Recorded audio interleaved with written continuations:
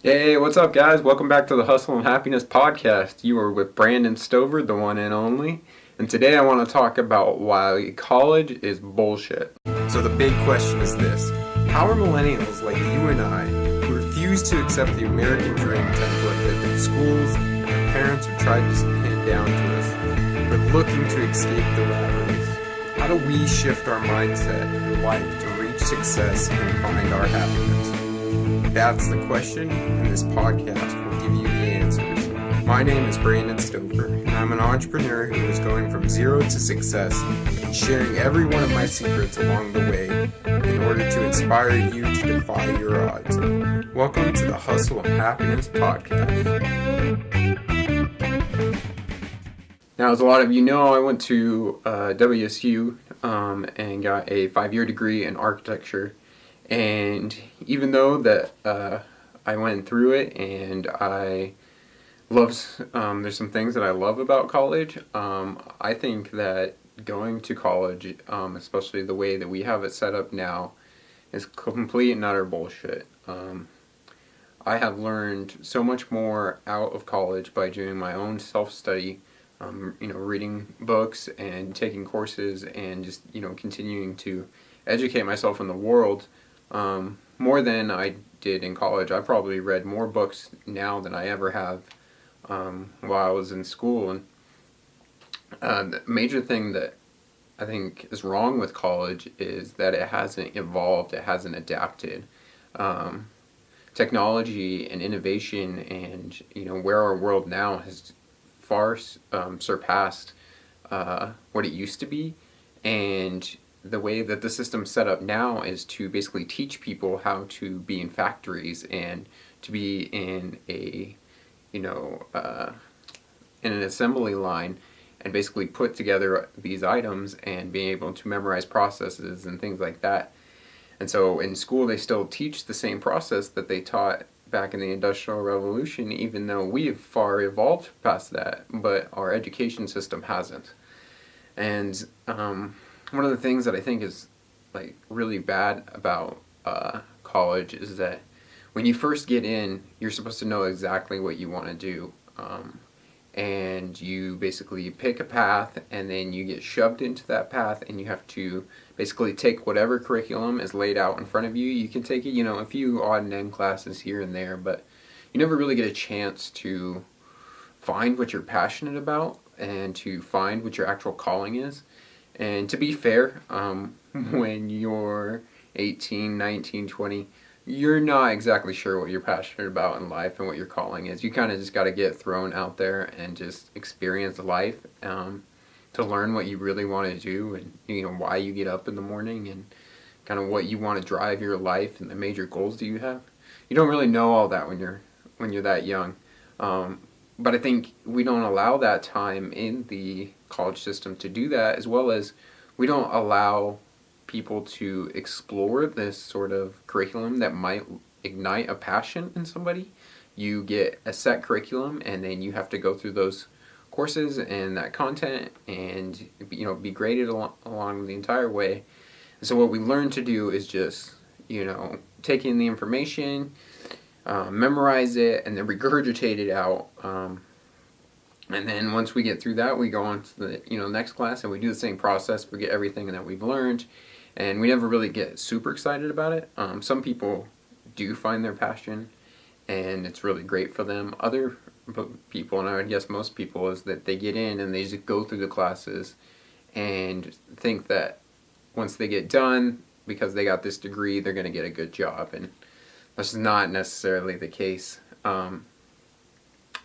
I am really big into philosophy and loved taking philosophy classes when I was doing Running Start in high school.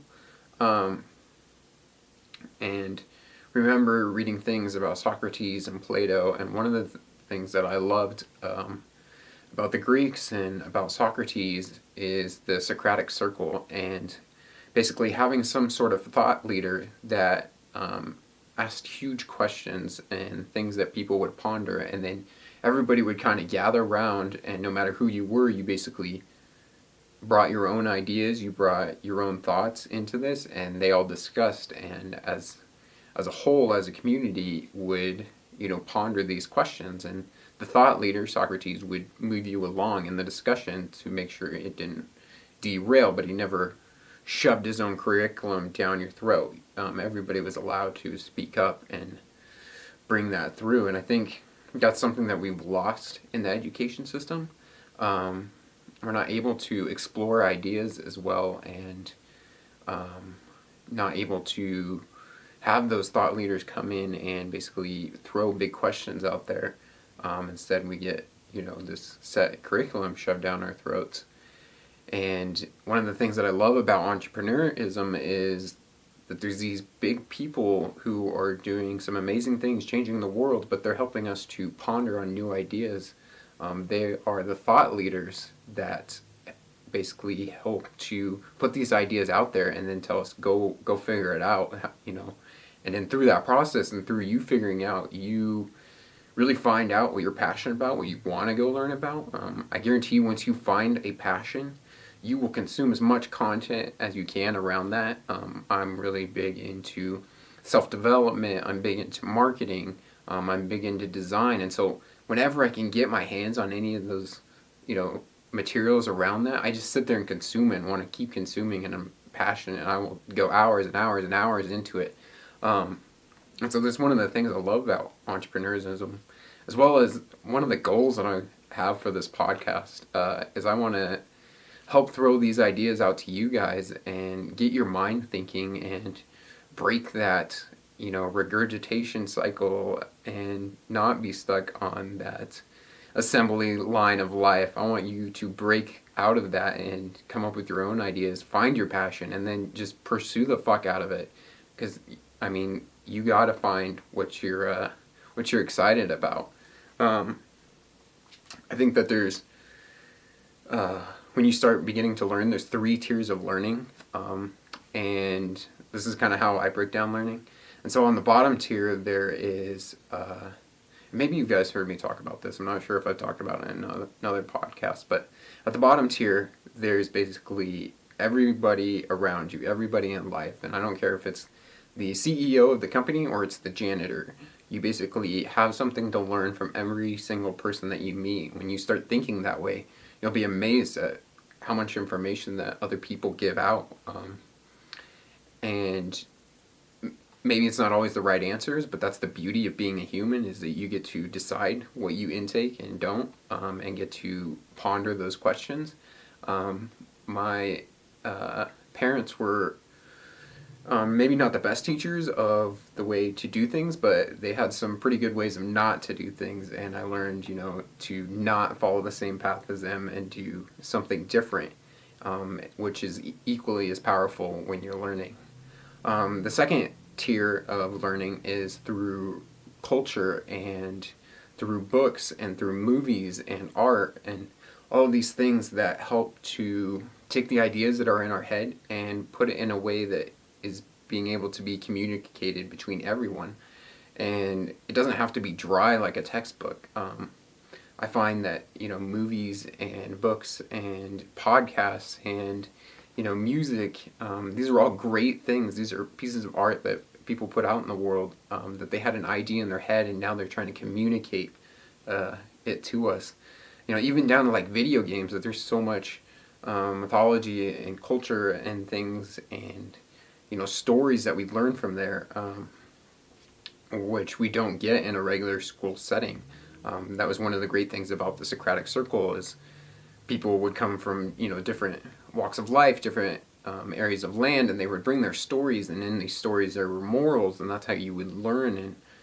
And in just that, stories are so much more powerful than basically a dry textbook that says 5 plus 5 is 10 or whatever. So, and then at the top level of learning is learning directly from a mentor or a thought leader or someone that you work with closely, that's working with you one-on-one and really driving home all these things that you picked up on the lower tiers, and now helping you to develop that and put it into action. So, but one of the things is I still as much as I dislike the school system and the way that they've pushed learning, I still really love college. I believe that college has an element to it that maybe isn't celebrated as much, but the fact that you are going as like a rite of passage, and you are going with people that are all your same age, you're all confused, you've lived with your parents for so long, they've done everything for you, now you're thrown out in the world, you're confused, you don't know all these things about life yet, and you kind of all just do it together, and you start to form really big bonds because you're going through these struggles with other people. When I was in architecture school, the first year you are thrown in a class with about 150 students, and then to certify into the program for the second year, they cut it from 150 down to 30-ish people. I think we had like 32 people in our class. So there's like this huge thing that you have to overcome with all these other people. And when you go from the 150 people down to these 30, like you get real intimate with those 30 people that actually make it in, because you can look back together and be like, wow, we fucking did that. We overcame that together. And then we had things like study tours and whatnot that we all bonded really great, and I would consider all of those people part of my family. They'll always be a part of me and part of my growth. And I even found my wife, Lauren. She was a fellow architecture student. We went through the program together, and so obviously like that culture and bonding with people is a great element of college, as well as you have a lot of experiences in college, and you never know, like, outside of your class what you're able to do. I mean, Mark Zuckerberg created Facebook while he was in college, and so just because you're there learning doesn't mean, there to get a degree doesn't mean that you can't start something else big in your life.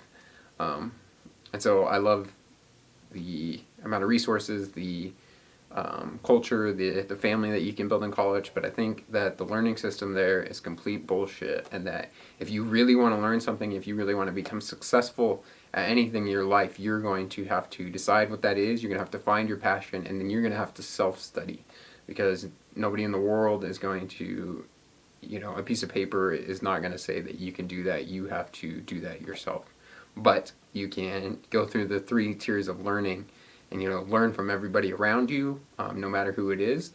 You can learn from the culture and books and movies and art and video games or whatever that you like to consume, and really just start paying attention. That's a lot of it is just turning that switch from just passively kind of going through this, just kind of watching a movie, just playing on my phone, to actually watching the movie and trying to figure out what the message, the moral that the producers were trying to get through to you, that the director wanted you to know.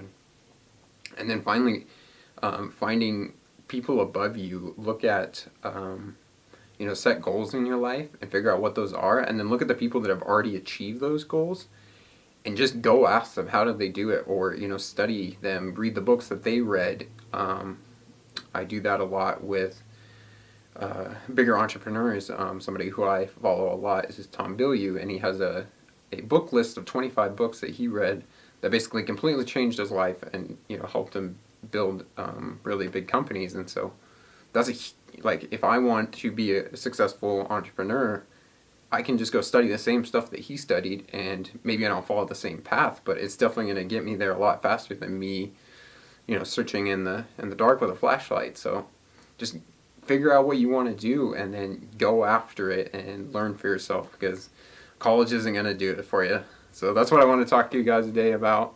Hope you all have a great day, and I'll see you on the next episode. Later, guys. Thanks so much for listening. I hope you enjoyed the behind-the-scenes look at an entrepreneur's journey. If you want to get more secrets to becoming an entrepreneur and pursuing your happiness, then visit www.hustleandhappiness.com. Join us again next time, and remember, you are just one decision away from your happiness.